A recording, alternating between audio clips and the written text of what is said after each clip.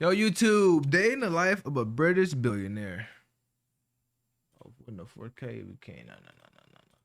How old were you when you made your first million? I was actually 24. Are you a 7 days a week kind of guy? Absolutely, 20 hours a day. I try and get 4 hours sleep. What is the best single investment you have ever made? In the West Virginia gold mine. What makes your tequila different? Better quality, 8 different expressions, 3 flavors. Yeah! Damn. Diablo! Bloody hell, mate. There are roughly 3,500 billionaires on Earth. And to put this kind of wealth into perspective, if you earn $10,000 an hour working 40 days a week, it would take you a whopping 48 years to achieve billionaire status. $1 billion is an insane amount of money. Meet Rob Fitzpatrick. This British billionaire made a considerable fortune in his 20s when he sold a marketing company in the UK for £300 million. Since then, he's built a massive globe-spanning portfolio of luxury real estate, precious metal holdings, stocks, equities in various ventures, and has business ties stretching from Dubai to the Turks and Caicos. Today, I'm shadowing him in New York City as he builds the next gem in his empire, Naked Diablo, a premium tequila he intends to scale into a billion-dollar brand. In this episode, we spend the day with Rob and attempt to demystify the game of money. We cover how billionaires largely avoid paying taxes, how Rob views passing down wealth to his kids, and what it looks like to build a billion-dollar business. Let's begin, folks, but first, a quick word from the sponsor of today's episode. Running a small business can be a massive undertaking. If you are a business owner, winning you the know park you gotta bench. wear multiple hats at once. Sometimes you're the boss, sometimes you're HR, sometimes you run operations. It can get really hectic. Luckily, Odoo is out there, Odoo, and that's how you can get the ball rolling. All right, Skip, folks, skip, back skip, to the skip. episode.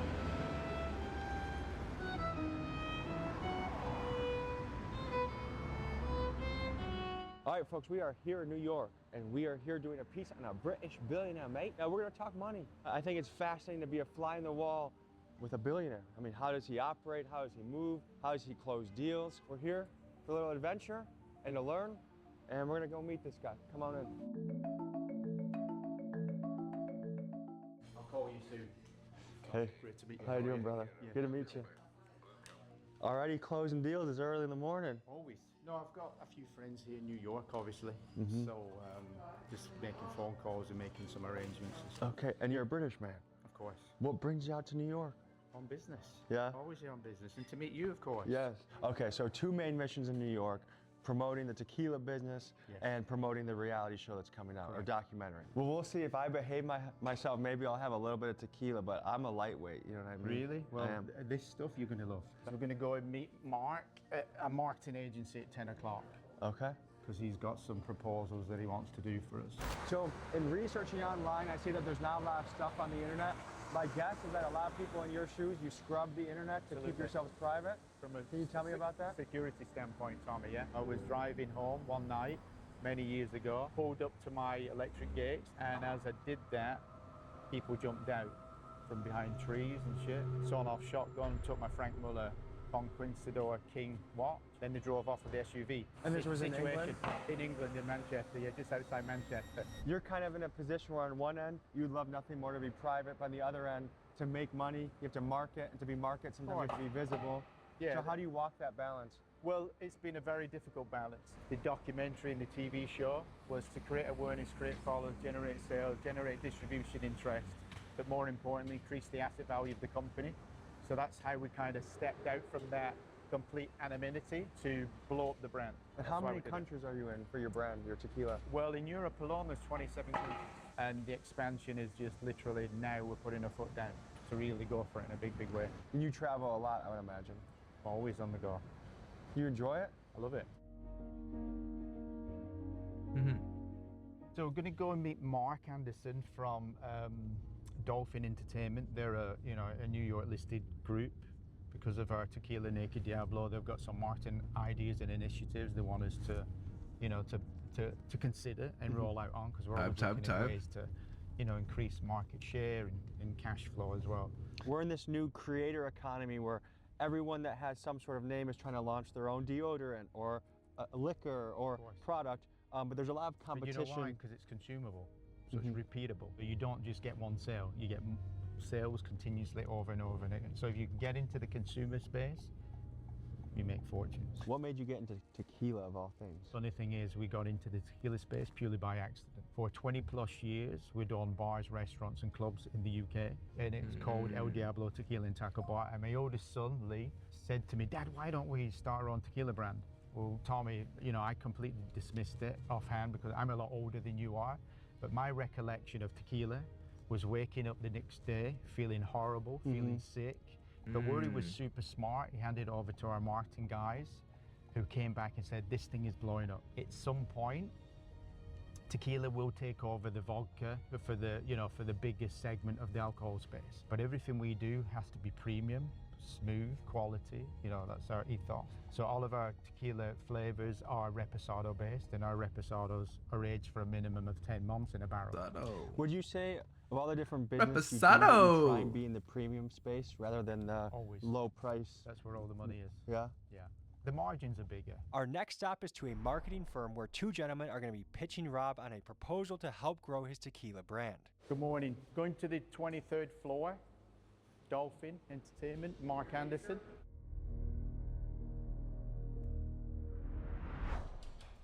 Hey, Mark, how are you? great to see Good you. to see you. And Good, you, welcome. yeah. Yes. Thank you. Good to meet you, Tommy. Tommy, How are ya? Mark, Letitia. I mean, look how foggy that is. Did you bring that with you? Is I this must- from Manchester? I must have done. Rob, I don't know if you can guess this, but how many employees would you think you have? Oh, we have close to 200 And around the world? around the world, yeah. High level Not a employees, lot. it seems like what they're really good at is finding an expert right-hand man, manager. People that are better than who you are. Mhm. You know, Yes. most people are better than me. Yeah. So you're more big picture, long-term vision. Yeah, You're not playing in the day-to-day. More of a visionary. Yeah. You know, this is where we want to get to. This is how quick we would like to get there. Yeah. Please All help right, us shit. do, Good you know, all- visionaries and Are shit. you a 7 days a week kind of guy? Absolutely. 20 hours a day. Because of the time difference of you know, the different markets that we're in, you have to be. Yeah, it's funny. That's why I look so bad, Tommy. For 55. I try and get 4 hours sleep. How do you see the markets changing right now? Because, like, do you still see the United States as one of the financial superpowers, or do you feel like we're an Absolutely. empire on No, decline? absolutely. Yeah. No one can touch the US. Not militarily, but also monetarily as well. Can't get near the US. Good to meet you in person. Yeah. How are you? Doing all right? Yeah, good, thank you. Mark, Charlie, you know, one of the main reason I'm here in New York is, you know, got a lot of media stuff Yeah. going on. We've got TMZ interviewing us. The idea is blow the brand up, blow Yeah. up the TV show, the documentary, and Yeah. all that sort of stuff.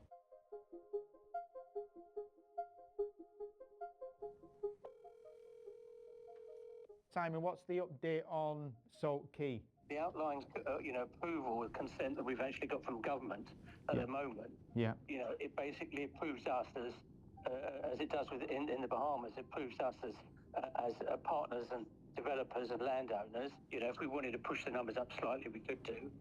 But at the moment, the figures work very nicely the way it is. Yeah. We're looking for, smaller numbers, but higher value, Yeah. 8 million and up, really. Is that what the villas will get? 8 million for each one, yeah? Yeah, absolutely. The five bed will. 'Cause, Yeah. they're all, pretty much beachfront.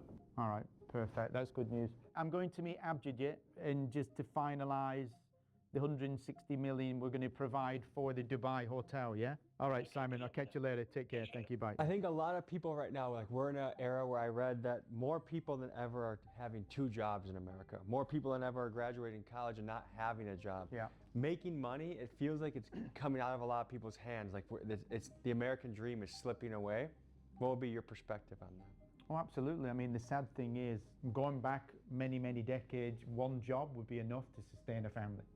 Now 2 isn't even enough. So people are looking for the get me out of jail scenario. Did you grow up wealthy? Absolutely not. My dad was my inspiration and the reason that I became as successful as I did. You know, go to work, come home, have your tea or your evening meal, and go to bed. That was it. And I was 18 at the time, and I thought, I cannot have a life like this. Love my dad to bed, like you won't believe. What did he do? He was an upholsterer. The proudest moment in my life wasn't when I made my first million. My dad saying to a friend of mine, we would not have seen the world if it wasn't for Robert and Michelle, my wife. Let's head to our next spot. Yeah. Damn. How old were you when you made your first million? I was actually 24. And how'd you make it? I had a marketing company. Are you familiar with the term closed user group? Mm-mm. So a closed user group is basically you're using a number of people to leverage for products and services. And we offer discounts on everyday living, a bit like cashback, Or a Groupon. concierge and all that sort of stuff. Yeah, but in a bigger scale. And how old were you when you made your first billion? That's a good question. The last 50. And what was the play? I stopped counting, Tom, Yeah? because you do. So was it a milestone that you tried to hit, or was it where you were conscious of it, like, boom, I hit it for the first No, time? not really. I just knew I was always going to get there at some point. First million about 23, first billion about 50. Yes, maybe a bit before that, but you know, Jesus. and then who knows where next. Is there a yearly return you look for in an investment? 12 to 16% is the range that we look for. And if you can consistently land those, you grow exponentially in your wealth. Compound, yeah. So that's roughly every like 4.5 years you double your money. Double. Pretty remarkable what compound interest can do. It's great. It's what did Albert Einstein say? I was just thinking of that. Yeah. There's no more powerful force in the universe in the universe than compound interest. Compounding, yeah. One of the things I was always focused as a young guy was saving as much as I possibly could. So I remember I lived with my aunt and uncle for a year for free. I was investing know that money. Yeah. And I could have had my own apartment. I could have lived it up. I could have gone out. Super I didn't smart. go to bars. I didn't do anything else besides work, sleep, work out. And I ended up using some of that money to buy my first property. It was a 4-unit building in Milwaukee. Because I know that it steamrolls. Once you get one, then it helps you get two, and then all of a sudden you can start really Very smart. picking things up. But I think right now where the economy is, a lot of people watching this, where their frustration might be is, yes, I want to be in the mutual funds. I want to be in real estate. But right now I'm living so paycheck to paycheck that I don't even know how to get ahead. I mean, you know, the first foundation of creating wealth is savings and paying yourself first. If someone was, let's say they're making $1,000 a week, if they were just to pay themselves first before anything else, that $100, would they really miss it that much? In creating wealth, you've got to have discipline. Yeah, so it sounds like one thing you're saying is automate your savings. Like, for example, even if it's $50 a week, put it into your Vanguard account, put it into your mutual funds, so it's already gone, you don't miss it. Find a way to make it happen. You have to do. No credit cards, because all you're doing is becoming enslaved to. Do you to leverage interest. debt to grow your wealth? Always, you have to. But not high interest credit cards. No. What are some books you found foundational to your thinking? So the 3 main books that changed my life and made me what I am today is Think and Grow Rich. Napoleon. Type shit, okay. Everyone knows. How many people read it and applied the principles? Richest Man in Babylon. And the third one was Rich Dad, Poor Dad. Ah. Robert Kiyosaki, you know, he's a big hero. Of Everybody just You talk gotta about that own book. stuff to be wealthy. Yeah, I mean, you know, he broke down the old paradigm, didn't he? That go to school, get a great education, get a job. You know, with that job, pay off the debt for getting that great education. So what was your takeaway from that marketing meeting? Good meeting. It always helps when, you know, they come highly recommended. You know, they're a public company. And if Mark and Charlie can help increase the sales of our tequila, I'm all in.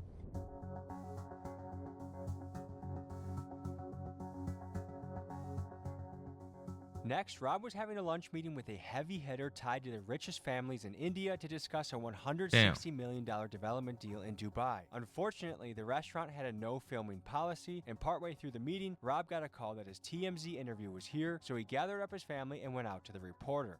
Good to see you, man. Good to see you in New York City. How are you? I mean, obviously the tequila's doing it pretty amazing right now. What was the goal of the tequila? Like, you know, there's a lot of celebrity tequilas out there. There's a lot of competition in the tequila world. What makes your tequila different? Better quality, 8 different expressions, 3 flavors that are amazing on their own or in cocktails. Yeah. Since you guys are the family, you know, we've seen you guys on TV and stuff like that. When you guys go home, how do you guys turn off work and just have a regular family life? You know, is it constant business conversation, or what's the conversation? By the time you get out the shot.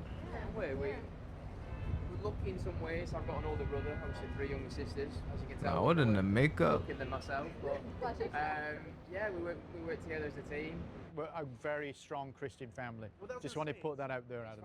Well, very cool, guys. Congratulations. Thank you, Adam. Diablo. Appreciate it. I can't wait to see more places in New York having it. Thank you. Yeah, thank you for your time again. It's just. So gonna be let a us fun know show. what your plan is this week. I'd love to take you for dinner and Oh yeah, can we have a drink. Just got out of a lunch meeting, and it's crazy. I mean, you have these ultra wealthy people talking about deals, and a lot of it, they're not even paying taxes. Like, I learned that me and all my guys at the table pay more in taxes than some of these really, really wealthy businessmen that have hotels all around the world, businesses around the world. And it just makes me think it is a crazy system that the little guys are the ones paying the large portion of taxes with the big, big fish. They're not just paying taking it. advantage of loopholes that are illegal. But to think that I paid more in taxes than Donald Trump, I pay more in taxes than a multi-billionaire. I mean, it's a ridiculous thing to think. So I've now met 3 billionaires, and all of them work their ass off. Like, you would think if you made $1 billion, you spend the Nope. rest of your life on a beach, you don't care. All of these guys I've met so far, they are 7 days a week working, building the next project, and I think it's almost like they treat business like a game, and I think you have to, if you're gonna be the Michael Jordan of business and become a billionaire, you have to be in the gym, practicing every single day. And for these guys, it's making deals, it's making investments, and it's growing their wealth. Is it fair to say that I probably pay more in taxes than you? This might hurt. Absolutely. Oh, Absolutely. No question about every it. person. I think the great Warren Buffett said the same thing. The average American pay more in taxes than he does, from a percentage standpoint, that is. What do you think about that? Well, from someone from my side of the coin, if you will, I think it's genius, because it's all about being smart and creating the right tax efficient structures. So Not tax avoidance, tax efficient. But let's demystify this. So part of it is because of where you invest, right? Like, give some examples of places that are 0% tax places. Bahamas, Turks and Caicos Islands, Cayman Islands, British Virgin Islands. Do you have properties in all of these places? Yes, we do. Wow. And so you're a big hotel and mixed use, like villa type of guy. That's one of your big plays. We're one of the big plays, yeah. So for someone that is a W-2 worker, is there any tax advice you can give them, or are you just playing in a different ballpark at the moment than they are? Absolutely. They're just, they've got to get out of that. So being an entrepreneur and leveraging the tax code, that's one of the keys to start to magnify wealth. Very true. How did you discover this? Even down just to your home and your mortgage is a tax write-off. As long as you're, part of your bills it's classed as your office. Your father was an upholsterer. How did you start to learn all of these business techniques and trades? Well, books is always one, isn't it? Trainings, going to seminars. Becoming more intelligent, more aware. But I think we said it earlier on, it's all down to discipline, taking action and doing what you've been taught. We're going into the Ritz-Carlton, which your friend owns, and the cameras have to be low until we get to a meeting room, but it's going to be a pretty fancy, remarkable place once we get to a place where you can see it.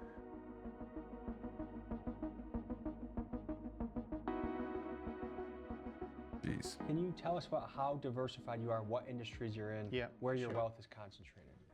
40%, 20%, 15, 10.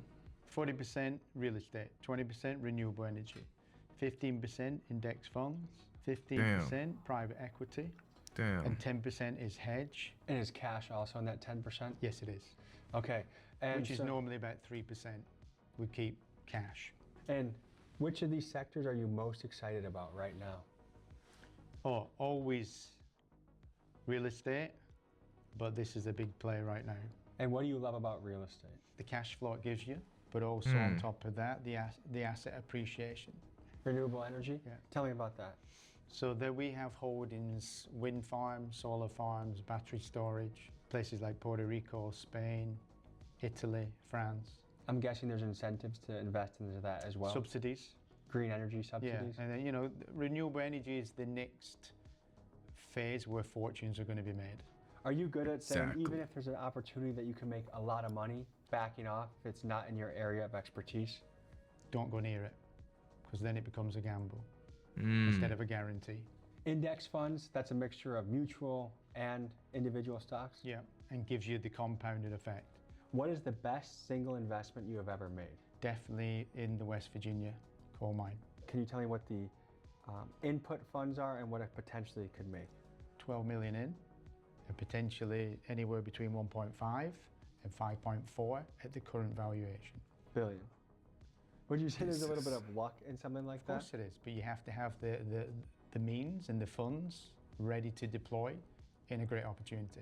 And what is the single greatest loss that you've experienced in business? That would be down to having the wrong partners, trusting people that you cared about, and greed and jealousy got them to turn on you. You know, it's not every deal that you do makes you money, but if you win more than you lose, you know, and let the numbers look after themselves, you'll be okay.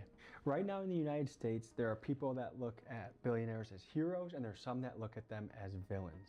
What do you make of that? That only jealous people think that way. With money, a lot of good can be done. And I don't really care what people think. You know, we just keep going ahead. We have our principles, our disciplines, our techniques, our philosophies, and we just stick to that. And try and help people along the way, if we can. What are some money-making techniques or inside tips Yeah. that you could say to the audience? Simple, isn't it?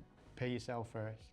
Put the money into investments. Create multiple streams of income as quick as you can. Learn, grow, be disciplined, and time will take anyone to wealth creation. What was I gonna say? We're gonna have to shoot Tommy for this because I can't be late on this next one. Gotta move? Yeah, we gotta move. Okay. Let's go. Yeah. Guys, Is there- ready?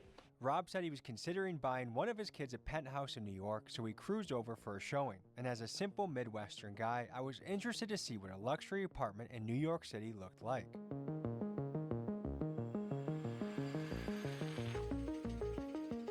Jeez. Christian. Hey Christian, great to meet you. I'm Rob. This is Rob. Thank you. Let's get started. Welcome to the building, by the way. Nice. I can keep the door open while they stay. Yeah, of course, absolutely. You let me know how you wanna. This is the great room. You have over 20-foot ceilings here and a triple exposure. So we're looking out west, south, and north as well. So we have this listed for rent at $50,000 a month. Damn. Pretty good deal for what it is. I love the balcony. So it's a 50? 4-bedroom, 4.5 bathroom. 360. You are currently in the primary wing. So what's your role in the tequila? So my role is the sales on that side. I've got a lot of friends over in California, the 50 West Coast. freaking a It's all about month? people skills. If you read all the books, you know, it's how to win friends and influence people. Ask people questions. You know, everyone loves talking about themselves. You've got to remember in life you have to be humble. Remember where you came from. Obviously, Right. it's not always where you're going. It's the journey, not the destination. And putting the right people together. You know, everyone's got strengths and weaknesses. You've got to understand what they are. You've got to learn them quick. And putting the right people in the right task, because we can't do everything. Okay, so how long you been in this luxury real estate business? This is my 11th year in the business. Views like this every single day is pretty crazy. Damn. Yeah. Seeing here. So this is the crown 50 jewel mil of the is building. crazy. This building was originally built as a condominium, so these were set to be sold. A property management company purchased the entire building, and this is now their crown jewel in their portfolio, on their East Coast portfolio. So which Is these that- are the is that World one Trade that- Centers? Is that the one? That was the one that fell because of burning Oh, furniture. And there definitely weren't people on rooftops So celebrating I it. think.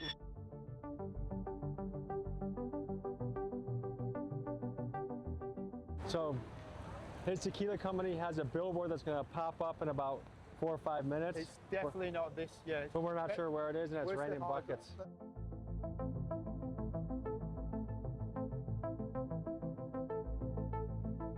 How to build a billion-dollar brand. Sometimes it takes getting your shoes dirty to make some money in this business, eh? Yeah, there it is. Damn. Welcome to New York, huh? Oh, this is UK weather. Yeah, I was gonna say you should be used to this, right? Yeah. So we don't go out in this. We're not mad enough to go out in this. Well, you're mad, eh? Leave that, you know. Mad, We've eh? been filming indoors. We should have done this. It's a bunch of Volocks, I think. So tell me about a really low moment in your life and how you made it through. No, a lot. The greatest low moment is obviously losing my dad. Never come to terms with it every day, you know. How old were you when that happened? 7 years ago in February. Damn, his So it dad's still old hurts. as shit. Losing a dad sucks, man, because you wish you could call him up. There's so much advice and questions and guidance. Oh no. But my biggest regret is when I used to pull up at my mum and dad's and Michelle would run in and talk to my mum for something and my dad would come to the window and I'd be too busy to get out the car and go in. Yeah, I think death reminds us how precious this all is, and to think I haven't seen my mom too often. I've been too busy working, and I think, what's wrong with me? Yeah. So I actually am seeing my mom next week, but it is crazy that we could be too busy building our empire to see the most important people in our life. And you blink and they're not there. And they're not there. I feel what he said about his dad very strongly, and it makes me think how much more I'm going to prioritize seeing my mom, but then also business-wise. Every time I get to go home early to see my kid and my wife, my dog early, I take it because I know I'm going to blink and my boy's going to be in school, going to high school, going to college, out of the house. And if you don't dial into these moments, they pass you by. And I think that's the weird thing in life is we're all well aware of it, but it takes loss or it takes missing that for the message to hit home. So we're going back to Times Square. Rob's a family man and he wants to get the family to all see the billboard together, make it a nice moment. I think this is cool, prioritizing what's important, because it doesn't matter how much money you have in the bank if you don't have anyone to share it with. It don't, exactly. Money's Don't matter. worthless, I think. So, back into the rain to continue this adventure. Oh, it's coming now, isn't it? Yeah! Naked Diablo. Oh yeah, baby. Come on. I think it's cool to try and involve your family in the business, because then you get to share it with them. You get to, like, I know I want my boy to be really educated on real estate and YouTube and how to handle money overall, because I want him to go out into this new world and be able to fend for himself and be able to make his own money. From what I hear, we got a cool segment coming for you next. We're gonna get in the Ubers and head to the next scene. We'll see you guys there.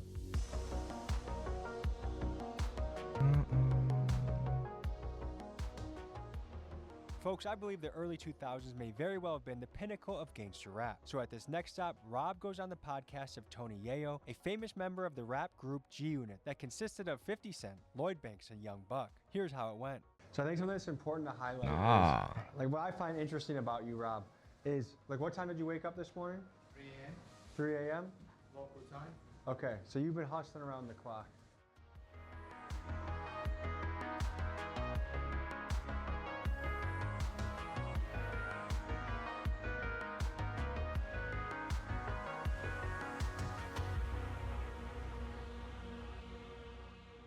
This is a level of dedication I think a lot of people wouldn't have to their job, and I guess there's a reason why he's getting deals to his phone, investing in companies, buying properties across the world. Just interesting to see into this world, because I think we hear about billionaires and we picture them just at home, stacking their money, swimming in a bathtub of dollars, but No, I just said they work. Has a extremely structured, busy day, and they work a lot of hours.